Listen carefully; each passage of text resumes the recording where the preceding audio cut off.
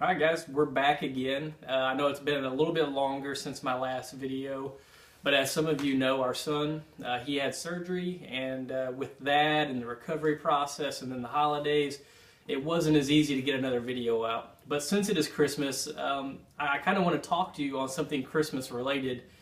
As I'm helping my wife wrap our presents for Christmas, it's pretty easy to make some observations, and I wish if the presents were still here, I would show you the difference in how my wife wraps a present, which is something that is so nice that you really don't want to unwrap it. You're like, this is pretty amazing. Every corner is just perfect. Every piece of tape is exactly where it's supposed to be.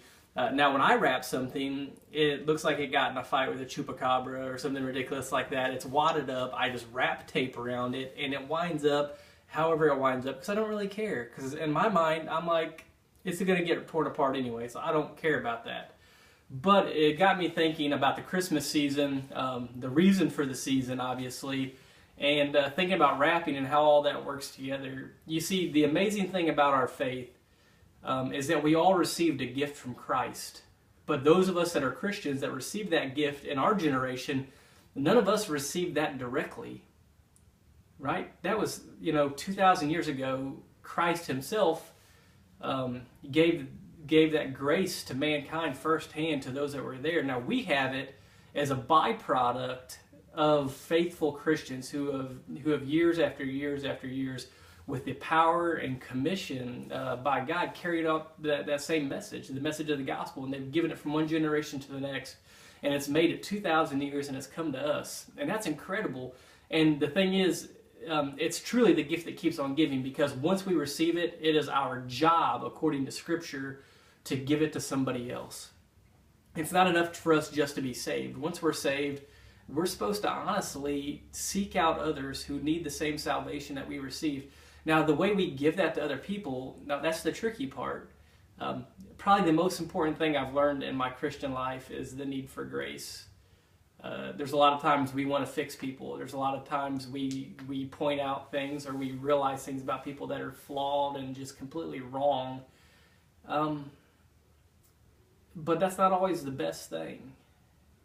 Yes, people have issues, and yes, a lot of those issues can keep people out of heaven.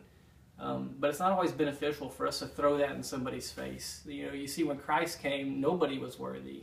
And still nobody is worthy today, but it is by a measure of grace that we have a chance, to encounter Christ, to be forgiven. And we can't forget that when we wrap this gift that keeps on giving, we have to wrap that in grace. We have to wrap that in understanding. We have to wrap that in patience for other people. We have to wrap that with a willingness to meet people where they're at. If people acted like Christians already, then what would we need to do?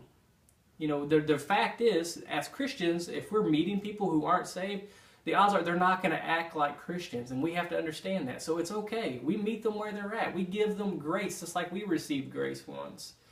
But if we go ahead and we wrap this gift of grace, this gift of salvation from God, if we wrap it into wrong things, like I wrap my Christmas presents, we wrap it in judgment, which pushes people away. We wrap it in with a complete lack of humiliation, like we were never flawed ourselves.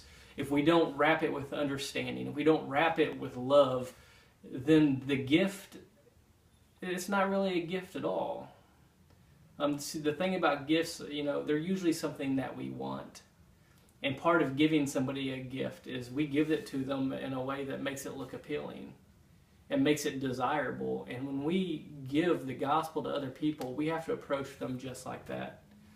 And so as you go out this week, as we start this new year, I challenge you all, if you call yourself a Christian, pick up the mantle, take the challenge, try to make other Christians. And when you do, make sure you present the gospel the way that we're supposed to, the way that Christ presented it to the world. Not full of judgment, not full of hate or condemnation, but with the grace that is necessary to change lives. I love you guys, and I'll see you hopefully sometime this week. I hope you're blessed, and I hope you all had an incredible Christmas.